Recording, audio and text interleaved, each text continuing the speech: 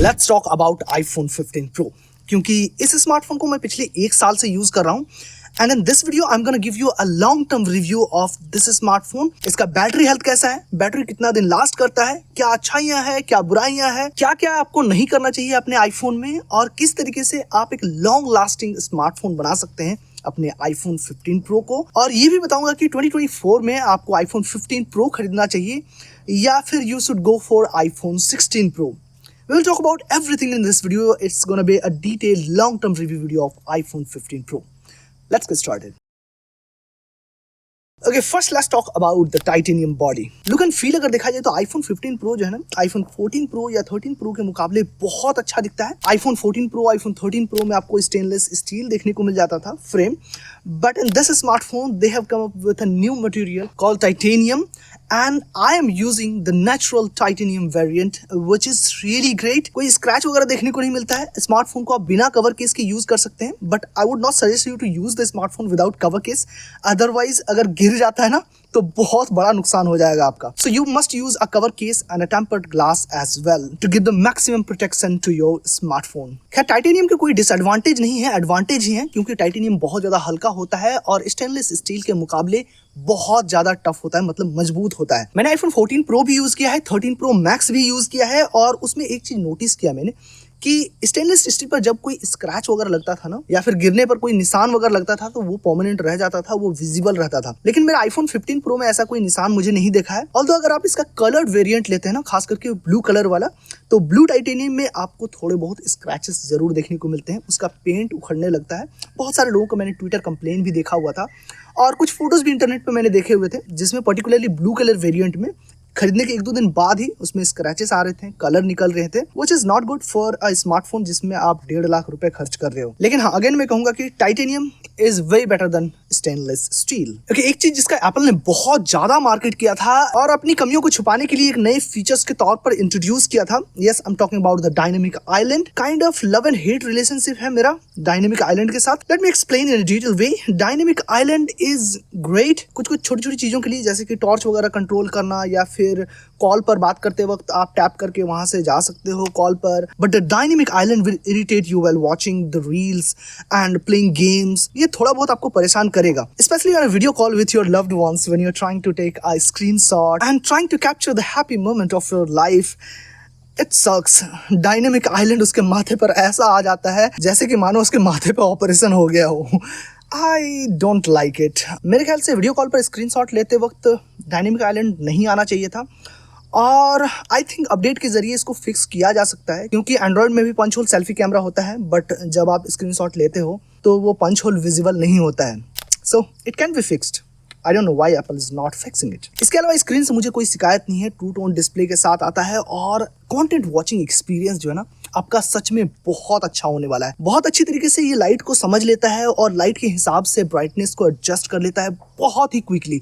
मतलब किसी भी एंड्रॉइड स्मार्टफोन में मैंने इतना क्विकली सिंक होते हुए नहीं देखा है लाइट के साथ। बहुत ही इजीली अडॉप्ट कर लेता है और आपको सच में पता भी नहीं चलेगा। ऑन 120 हर्ट्ज का जो रिफ्रेश रेट है एकदम बटरी स्मूथ चलता है, बहुत अच्छा एक्सपीरियंस आपको देगा। अच्छा, मैंने एक चीज देखा कि बैटरी से रिलेटेड बहुत सारे लोग शिकायत कर रहे थे about the iPhone 15 Pro। Twitter पे बहुत सारे लोगों को मैंने देखा, they are not happy with the battery life of this smartphone. तो एक चीज मैं आपको बता देना चाहता हूँ कि battery life depend upon the usage, किस तरीके से आप यूज करते हैं उस पर डिपेंड करता है। मैं अपने स्मार्टफोन की बैटरी को चार्ज करता हूँ मैकबुक एयर M1 के 30 वाट के चार्जर से और 30 वाट का चार्जर इसमें सपोर्ट भी करता है, 27-29 वाट तक सपोर्ट करता है और बहुत ही क्विकली चार्ज हो जाता है ये। ऑल्दो एप्पल कहता है कि ये 20 वाट तक का फास्ट चार्जिंग को सपोर्ट करता है, बट मैंने सच में देखा है ये 29 वाट तक के फास्ट चार्जिंग को सपोर्ट करता है और बहुत ही क्विकली चार्ज कर देता है। लेकिन अगर आपके पास 30 वाट का फास्ट चार्जर नहीं है, मतलब 20 वाट से बिलो का है, तो स्मार्टफोन उतना हीट नहीं होगा। बट अगर आप 30 वाट का फास्ट चार्जर यूज करते हैं तो स्मार्टफोन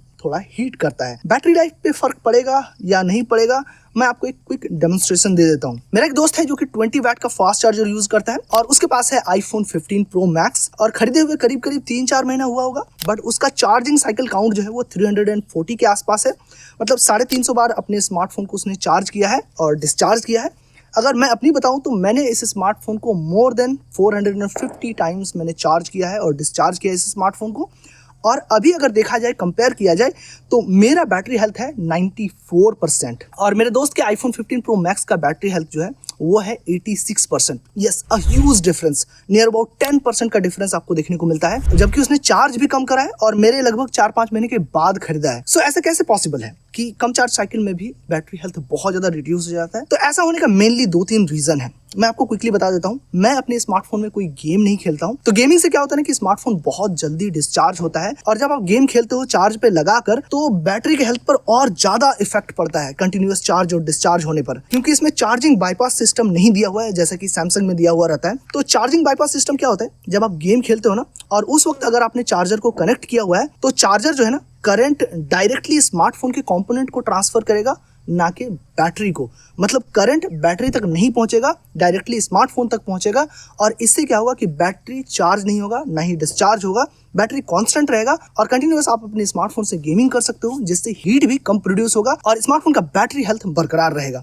बट आईफोन के साथ ऐसा नहीं होता है, यहाँ कोई चार्जिंग बाईपास सिस्टम नहीं दिया हुआ है और इसी वजह से जब आप कंटिन्यूअस गेम खेलते हो चार्जिंग पे लगाकर, तो बैटरी पर बहुत ज्यादा असर पड़ता है। इसके अलावा आपका चार्जिंग हैबिट, किस तरीके से आप चार्ज करते हो, उस पर भी डिपेंड करता है। You should not charge your smartphone more than 80% and also you should not discharge it less than 20%। मैं 20 और 80% जो है ना मैं मेंटेन रखता हूँ। 20% पहुंचने से पहले ही मैं स्मार्टफोन को चार्ज कर लेता हूँ और आईफोन 15 में एक और सेटिंग दिया हुआ है बैटरी में कि आप चार्जिंग लिमिट सेट कर सकते हो। 80% चार्ज करना है, 85, 90, 95 या 100% तक, जितना आप चार्ज करना चाहो लिमिट लगा सकते हो। और यूजुअली कहा जाता है कि 80% से ज्यादा बैटरी को चार्ज नहीं करना चाहिए, अदरवाइज बैटरी हेल्थ पर बहुत बुरा असर पड़ता है। और इसी वजह से मेरे स्मार्टफोन का बैटरी हेल्थ अभी तक इतना मेंटेन है और अभी भी मुझे इस स्मार्टफोन से 8-9 घंटे का स्क्रीन ऑन टाइम रेगुलर मिल रहा है 100% चार्ज करने पर। और जैसे कि मैंने आपको बताया कि मैं गेमिंग वगैरह नहीं करता हूँ, मैं डे टू डे टास्क करता हूँ, जैसे कि यूट्यूब बहुत ज्यादा यूज करता हूँ, व्हाट्सएप बहुत ज्यादा यूज करता हूँ, calling, normal call, video call और इंस्टाग्राम पे रील भी बहुत ज्यादा स्क्रॉल करता हूँ। So if you are a normal user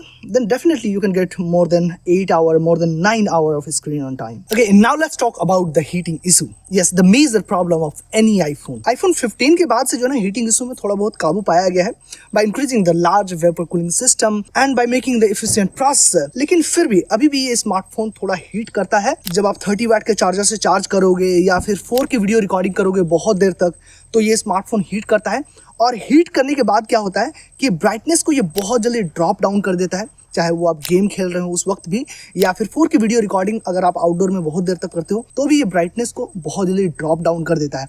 और एक और चीज मैंने नोटिस किया, क्या आप लोगों ने भी नोटिस किया है या नहीं, please let me know in the comment section below, कि जब ये स्मार्टफोन हीट होता है ना तो रिफ्रेश रेट को भी कम कर देता है। बाकी डे टू डे यूसेज में आपको हीटिंग इशू देखने को नहीं मिलेगा। अगर आप बहुत देर तक यूट्यूब में 4K HDR वीडियो प्ले करोगे तो फिर आपको थोड़ा बहुत हीटिंग इशू देखने को मिलेगा, अदरवाइज ऐसा कोई प्रॉब्लम आपको देखने को नहीं मिलेगा इस स्मार्टफोन में। बट जो हीट होता है ये स्मार्टफोन, वो इसके लिए अच्छा है क्योंकि हीट को ये डिसिपेट कर पाता है आउटसाइड द बॉडी और इससे क्या होता है कि स्मार्टफोन का जो इंटरनल कंपोनेंट रहता है वो कूल डाउन रहता है, जल्दी डैमेज नहीं होता है।